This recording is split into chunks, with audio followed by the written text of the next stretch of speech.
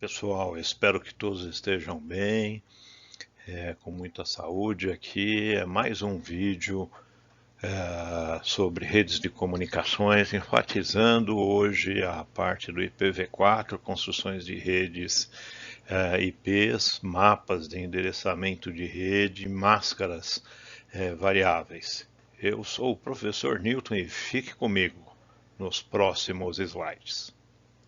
Senhores e senhoritas, estamos aqui de novo, dando continuidade ao nosso tema. Já vimos e estudamos a parte de planejamento e endereçamento IPv4. Nessa parte 3, então, vamos começar a dar uma olhada já no IPv6.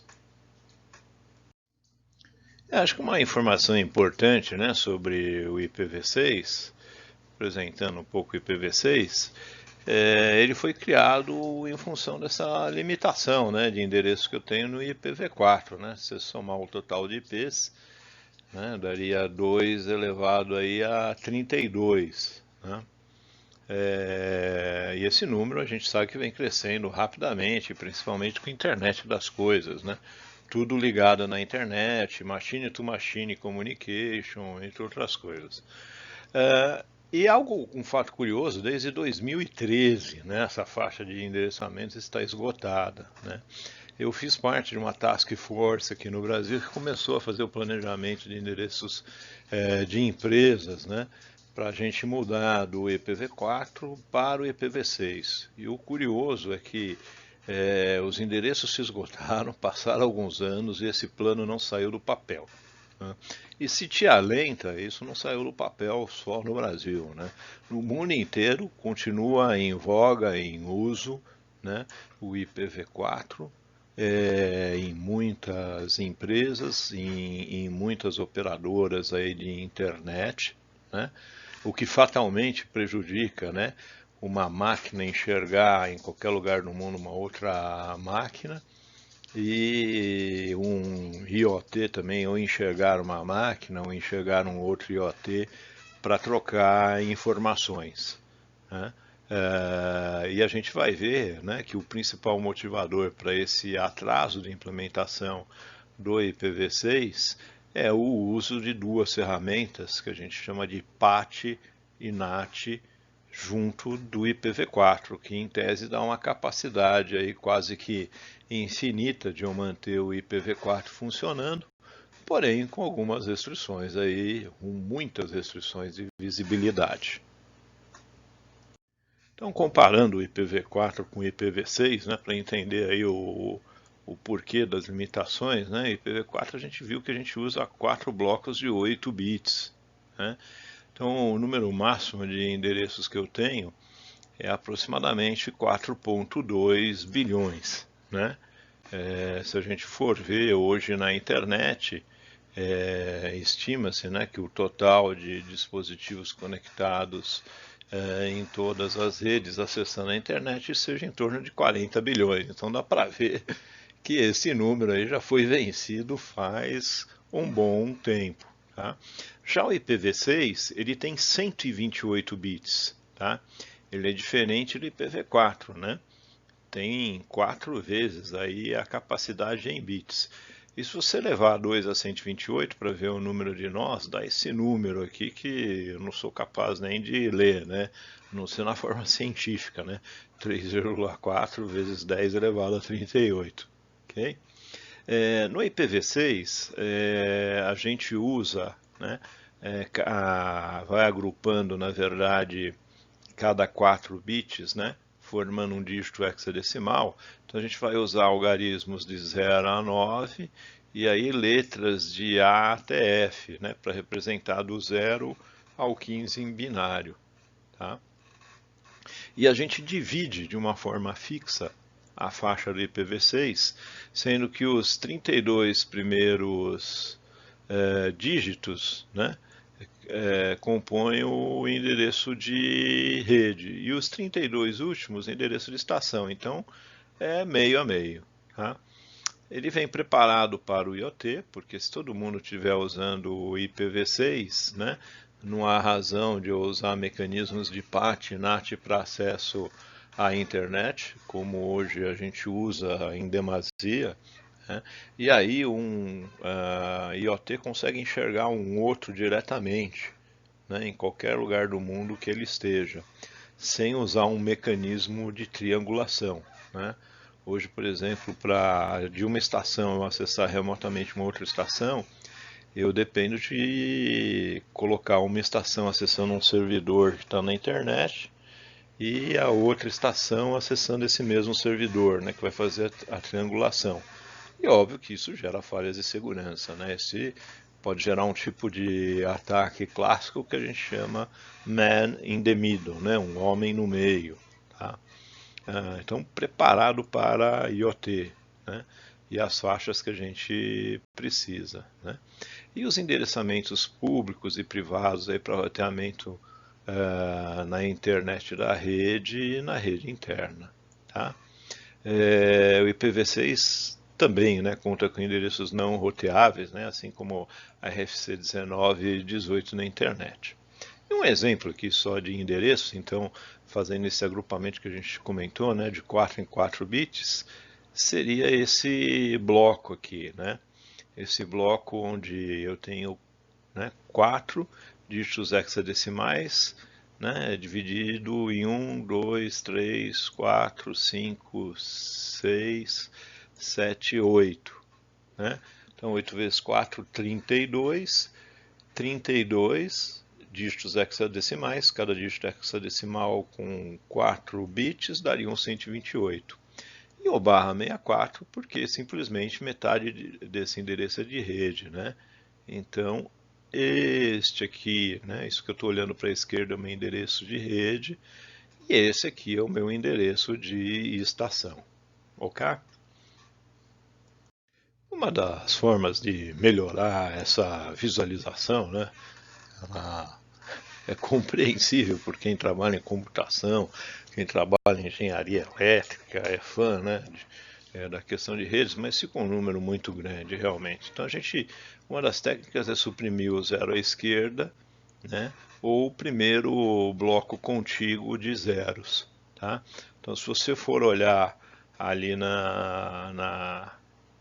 no slide anterior, né, você vai reparar, né, que aqui entre esse B8 e o começo lá do 2A, né, eu tenho dois blocos com zeros que eu posso suprimir, então só deixo dois pontos, marcando que houve uma supressão aqui, e todo zero à esquerda, né, nos blocos eu suprimo, então aqui eu sei que é 0DB8, aqui eu sei que é 00FF, tá?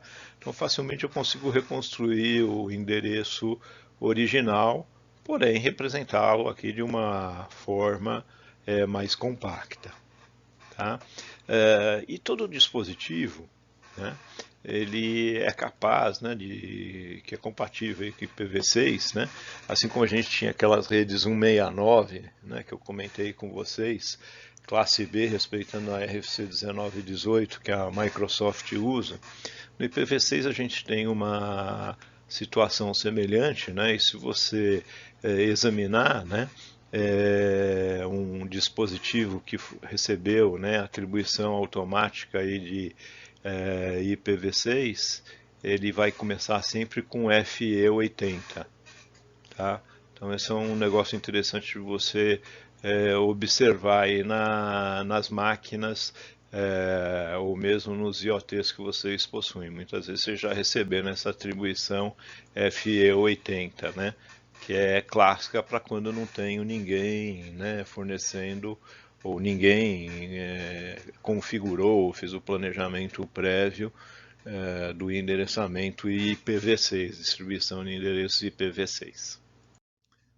Então, de novo, né, só para enfatizar essa comparação aqui do IPv4 com o IPv6, né, a primeira questão é o número de endereços, né, que eu consigo atingir. Um é 2 a 32 e o outro é 2 a 128, né, que dá esse número aqui, de novo, que eu não vou tentar ler, né, tá bom? Para vocês, acho que eu nem tenho capacidade linguística para ler, né, mas é um número enorme aí, 2 elevado a 128.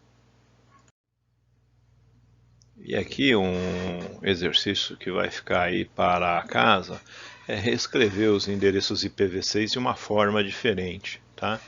Então, exemplo, né? Esse primeiro, observa que eu tenho blocos de zero contíguos, né? Eu tenho blocos onde começam à esquerda com zero, né? Então isso você pode escrever de uma outra forma, tá? Esse idem, né? O terceiro você já vai fazer o contrário, né? Você vai pegar essa forma compacta e voltar na forma original, né? Que a gente escreve para mostrar que isso é plenamente possível, tá? E o quarto igualmente, né?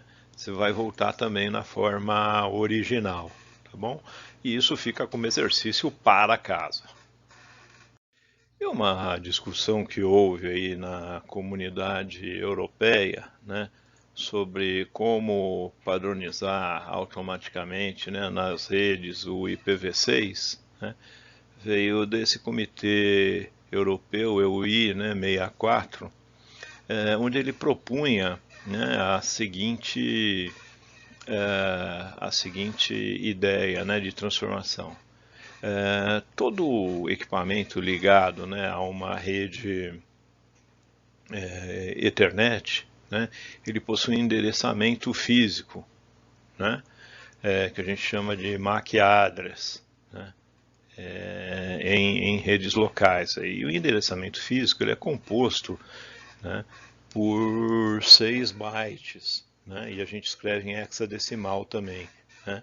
Os primeiros hexadecimais identificam o fabricante e os últimos hexadecimais identificam a quantidade, né, o número serial daquela peça, né. Então uma interface de rede vai ter fatalmente aí um MAC address, né, e 4 vezes 8 dão 48 bits, tá?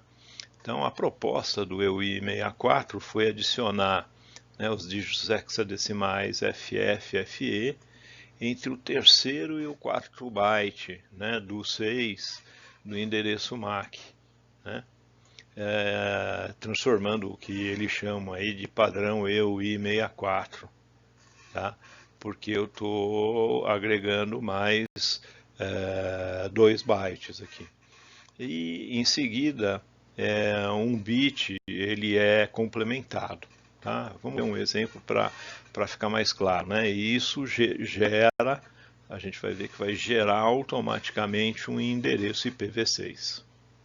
E como exemplo, né, vamos imaginar que eu tenha uma placa de rede, né, uma interface Wi-Fi que tenha esse endereço MAC, né, o MAC address que a gente chama, tá? Então são 6 dígitos aqui escritos em hexadecimal. Como eu disse, os primeiros identificam o fabricante, os últimos o número de série da sua placa, tá? Então, a proposta desse comitê foi colocar o FF, FE no meio, né, desse endereço, formando então 64 bits, né? 64 bits, portanto, pode ser usado como endereço de estação no IPv6. E o 48, né, a gente pega o segundo bit menos significativo, né, desse número em binário e faz uma XOR, né? Uma inversão, né? O que é 0 vai para 1, o que é 1 vai para 0, né? Nesse caso a inversão aqui gerou um 1010, o 1010 nada mais é do que o A, né? Então isso geraria esse endereço, né? O que a gente chama, né? Esse endereço que seria o identificador de interface para o IPv6, tá? E aí, finalmente, né, se eu tiver atribuição de uma rede automática, o FE80, né, o resto a gente não conhece, mas o endereço da estação já estaria automaticamente determinado, tá? E como vem do MAC address, em tese os MAC address são únicos, também são endereços únicos dentro de uma rede local, isso facilitaria gerar o IPv6 correspondente e um planejamento de rede automático. Só que isso caiu em desuso, né? Eu estou apresentando, mas caiu em desuso. Por quê? Né? Porque como eu tenho um conjunto de regras para sair do MAC e chegar, obviamente, no endereço de estação IPv6, né? Conjunto de regras eu posso jogar nos dois sentidos. Então isso é uma falha de segurança também, gente, né? Porque se eu tiver acesso à rede física e conhecer o endereço MAC, né, o endereço físico da interface, eu conheceria automaticamente o endereço que essa estação tem na rede como IPv6 e vice-versa. Tá? Então, por esse motivo, entraram aí vários fabricantes discutindo, um deles né, cita o caso da Microsoft, você pode verificar depois, que não segue esse padrão, né, e simplesmente gera um endereço aleatório aqui. Tá? Um endereço aleatório sem regramento nenhum, né, no caso do IPv6 sendo feito automaticamente. E muitos fabricantes seguem essa mesma linha, né? Atribui um endereço aleatório, né? Até que haja ali um planejamento de rede que organize isso melhor, né? Então, a gente fala muito, né, quando estuda o TCP/IP, né, qual que é o soquete ou qual que é o port, né, a porta do TCP/IP que está sendo usado. E aí, para que a gente entenda isso um pouco melhor, é interessante a gente fazer uma comparação do modelo OSI, né, que dividia a rede lá em 7 camadas, né? Houve até uma implementação, né, usando Pascal na época, para tentar implementar uma rede OSI, mas ela ficou muito lenta, né? O modelo ISO o modelo OSI da ISO, né, da International Standards Organization. Então isso aqui foi abandonado e virou um modelo de referência só. Tá? O modelo de fato que ficou é o modelo TCP/IP, né, que está aqui à direita, né, que a gente vai explorar um pouquinho mais para poder entender, né, qual o papel dos sockets ou portas dentro desse protocolo, essa família de protocolos que é o TCP/IP hoje. Então, o modelo OSI aí proposto pela ISO, né, ele fala de interface física, né, é simplesmente o meio físico que você usa para poder fazer a comunicação, né, e como é que você acessa esse meio, né? Isso seria a outra camada, né, que vem em cima. E esse meio de acesso que a gente tem, que é onde fica definido o MAC address também, né, por acaso, ele é responsável pela troca, né, de informações entre duas estações através de um meio físico sem erros, né? Então, o meio físico pode ter um erro de bit, né? E o que a gente faz é, mesmo tendo esse erro de bit, com, né, essa camada de acesso ao meio físico, a gente elimina o erro, né? Pede, por exemplo, uma retransmissão do pacote, caso ele tenha, na verdade, do quadro, né? Quando a gente está nesses dois níveis, a gente chama o pacote de quadro, né? A gente pede uma retransmissão do quadro. Isso vale para todos os modelos de rede local, né? O Ethernet, então, é um deles. Essa é uma figura meio antiga, então na época existia o Token Ring e outros aqui, né? Você pode entender o Wi-Fi também como sendo os outros, né? O TCP/IP ele começa do que a gente entende, né? Essa camada de data link para cima, né? Ele começa a se preocupar com a rede já, né? Então ele te dá um endereço IP, né? O Internet Protocol, né? Como eu converso já e permito o roteamento, tá? E, né, entre outras coisas, eu posso mandar pacotes de teste, né, que normalmente a gente faz através de comandos como ping, né, para ver se uma estação está respondendo ou não num certo endereço IP, né. Isso também está na camada de rede, tá? Assim como os outros dois protocolos que resolvem ou que fazem, criam um mapa, né, na memória de cada máquina, de cada roteador, do IP para o endereço físico, né? O endereço MAC que eu possuo naquela rede, né? Ele vai criando esse mapa porque é útil, né, para fazer essa associação. Em seguida, né, vem o TCP e o UDP, né, que a gente já apresentou, né? Aqui é simplesmente um protocolo orientado à conexão, né, como se fosse um telefone. Esse aqui é um protocolo do tipo datagrama, né, que é Transport Control Protocol. E o outro usa o princípio do datagrama. O datagrama simplesmente eu mando o pacote UDP e eu não espero a resposta dele, né? Caso depois de um timeout muito elevado, né, a estação não tenha respondido, eu posso retransmitir. É o princípio da carta no correio.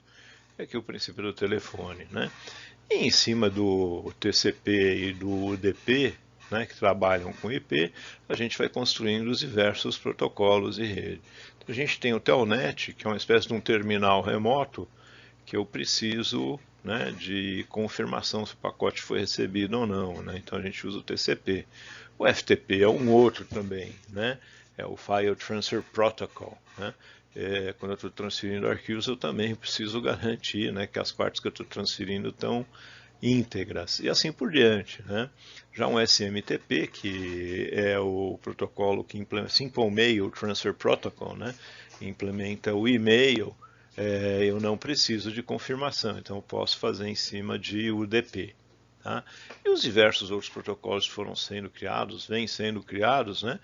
Todos eles estão em cima aí, ou do TCP ou do UDP. Tá?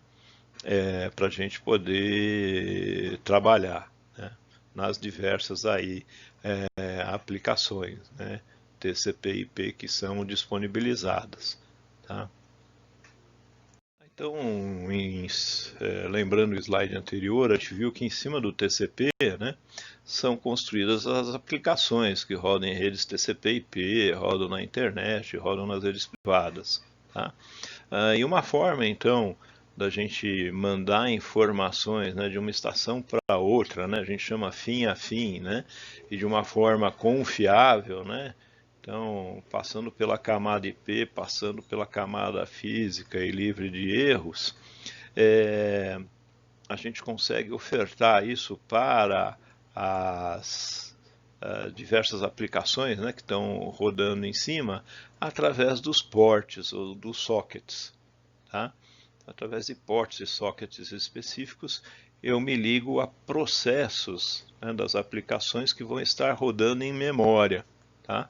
Então, um processo, né, por exemplo, da sua aplicação do e-mail que está rodando em memória, vai acessar um certo porte do TCP, né, que então vai estar mapeado com um servidor de e-mail, né, e vai ser atendido por um processo do servidor do e-mail que vai estar do outro lado e que vai responder da mesma maneira, né, só para exemplificar. Em termos de ports, né, a gente tem 16 bits reservados aí para ports, onde, né, os 10 primeiros bits, né, eles são do 0 até o 1023, eles são reservados para portas privilegiadas, tá? Ou portas onde eu quero sempre encontrar o mesmo serviço. Então, um exemplo, né, se numa máquina eu quero procurar um serviço de File Transfer Protocol, eu vou procurar, né, enviar um pacote para aquele endereço lá da máquina TCP/IP, e tentar me conectar, né, no port ou no socket 20 ou 21. Tá?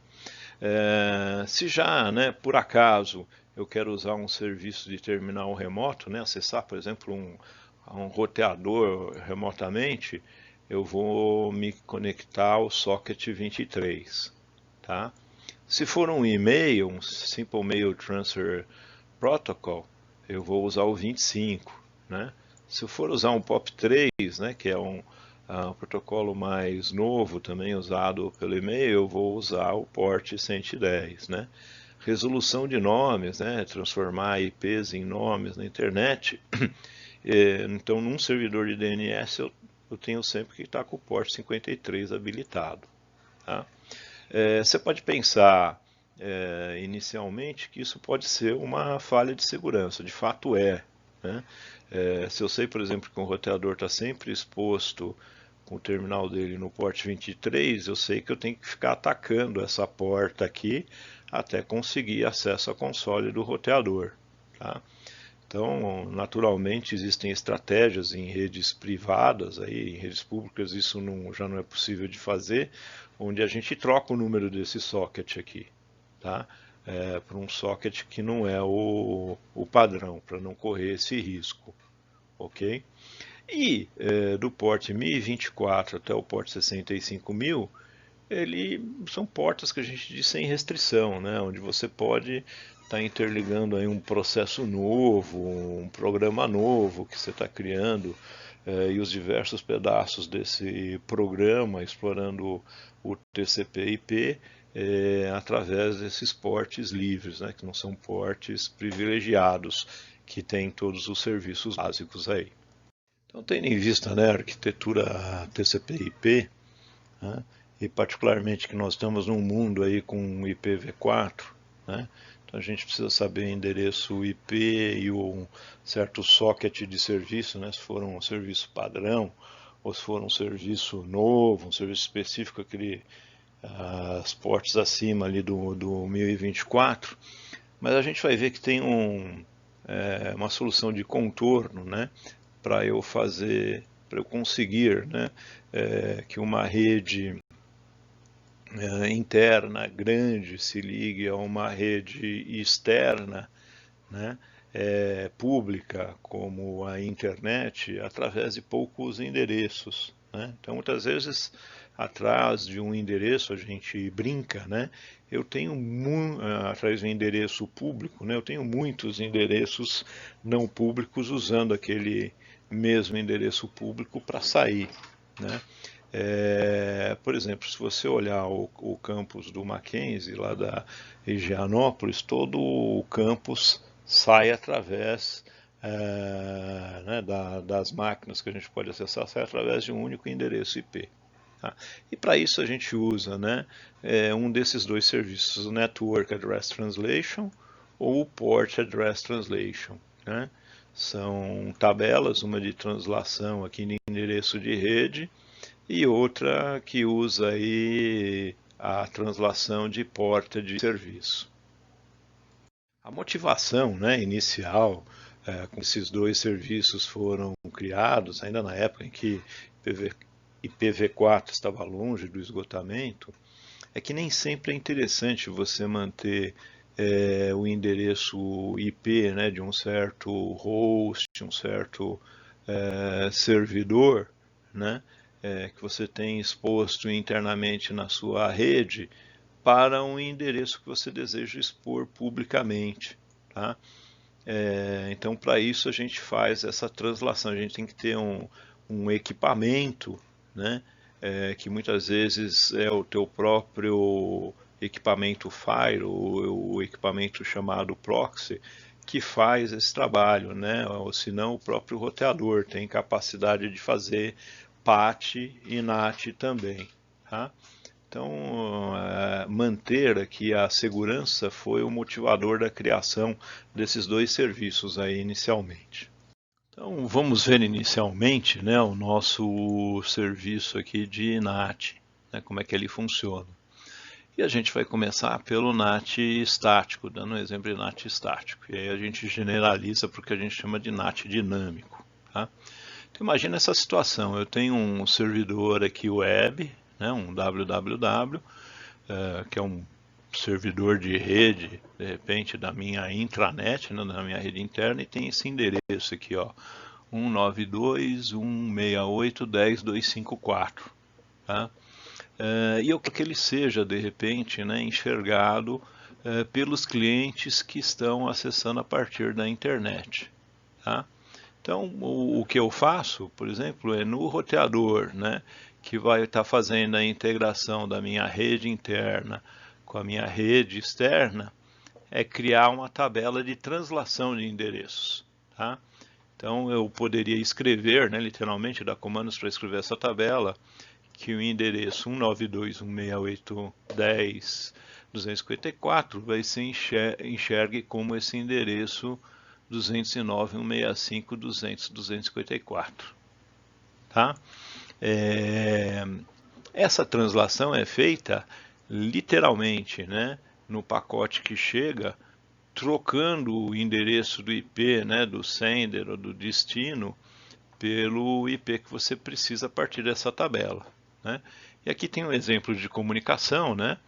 Essa máquina que está na web, né, tem esse endereço aqui, precisa acessar, né, aquele servidor web que está dentro da minha empresa. Então ela vai pôr o endereço, né, de NAT, né, de como é que esse servidor está exposto na internet. Esse pacote ele vai chegar aqui no meu roteador, vai atingir o meu roteador, né? E o meu roteador vai ver, puxa, é esse endereço aqui, legal. Então eu vou trocar o campo, né, do destino por esse campo 192 e reinjetar esse pacote na rede interna, tá? E portanto, dessa maneira, né, esse pacote com endereço de destino modificado chega no servidor, né? E aí imagine que esse servidor tratou aí esse pacote e ele tem que responder lá para a estação, né, de origem, dar uma resposta. Quando ele coloca um pacote nessa rede interna, obviamente o endereço, né, de remetente dele, que aqui é um SA, né, Source Address, Destination Address, vai ser o endereço que ele tem na rede interna, né? Só que isso, né, eu estou endereçando aqui essa estação 209, vai bater lá no roteador e o roteador vai ver, opa, é um endereço 192, legal. Então vou trocar literalmente o campo do remetente por esse endereço, como se esse endereço aqui na web estivesse devolvendo para a estação, tá? O que cria esse outro pacote que finalmente vai atingir a estação, tá? Então eu simplesmente monto uma tabela, né? Programo uma tabela de comutação aí de endereços. E tem dois tipos então de NAT, né, que a gente utiliza. O primeiro é esse NAT estático, né, que a gente mostrou no slide anterior, onde eu tenho IP público para um IP privado. É comum ainda usar IP NAT estático? Sim, né, para servidores grandes, né, que não vão mudar nem internamente nem externamente ali de endereço. Tá? Porém, muitas vezes eu tenho um pool de estações, imagina, né, dentro da minha rede, que querem se expor, né, externamente ali na internet para oferecer algum serviço ou para ter algum tipo de comunicação, tá? Então eu posso criar uma tabelinha de NAT dinâmico, né, especificando qual que é o pool, né, de endereços aí públicos que você vai usar para atender, né? E você então faz um empréstimo, né, de endereço durante um certo tempo da estação interna que quer conversar, por exemplo, com a internet, com alguém que está na internet, e depois você libera esse endereço para uma outra estação usar, tá? Isso é o que a gente chama de NAT dinâmico. Esse serviço o serviço de PAT, né? Vamos dar uma olhada agora, a gente já viu de NAT, vamos olhar o Port Address Translation. Ele teve como motivação inicial para ser criado que uma rede local ela pode usar um endereço IP, né? Apenas um endereço IP público válido para se conectar a uma rede de longa distância ou à internet, tá? O uso do PAT, né, do Port Address Translation, ele é um pouco contestado, porque como ele vai ser feito, por exemplo, pelo roteador da rede, o roteador só deveria trabalhar até a camada 3, né? E se a gente for olhar o PAT, ele já está em nível de aplicação, né?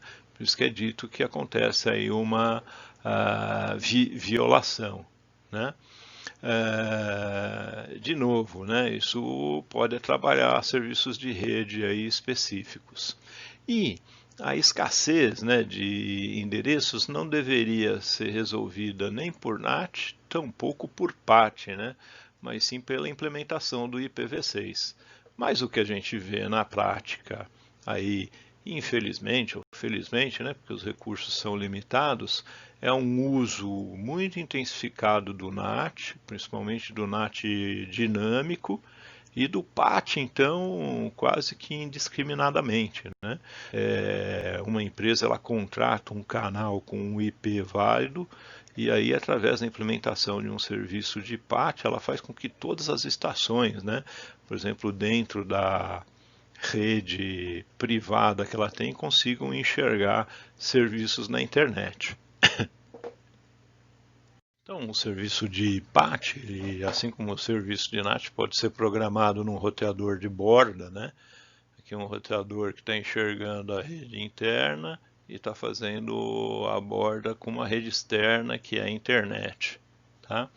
Imagina que essa rede interna aqui é uma rede classe C, né? Então, aqui foi usado um 92681, ó, lembra que eu falei de, né, usar um número baixo aqui para o roteador, né? Então, 1 para o roteador, né? Endereço 2, 3 e 4 para os PCs. Né? E eu tenho um único endereço IP válido para a internet. Tá? E aqui foi usado como exemplo até o ICMP, né, que é um protocolo de teste, mas a gente pode imaginar, sei lá, que as 3 estações estão querendo acessar né, um serviço de FTP, por exemplo. Né? Então a estação está aqui identificada, né, o pacotinho que está vindo da estação para o roteador, ela quer usar o serviço na porta 20, né, todas vão querer usar, por exemplo, na porta 20, né, de um endereço específico lá na internet. Então o roteador ele monta, né, dinamicamente, fazendo a tradução dos 3 endereços IPs para o mesmo endereço IP de saída e ele vai trocando o socket. Tá? Então ele atribuiu para essa primeira estação o socket, na verdade, 18, a segunda o socket 19, a terceira o socket 20. Tá? Então toda vez que a internet mandar para o roteador, né, um pacote de redes buscando esse serviço, esse port aqui 18, eu já sei que na verdade foi a estação 2 que mandou e naquele port específico lá que eu comentei. Tá? Idem, né, se for no 19, eu já sei que é a estação 3. Né?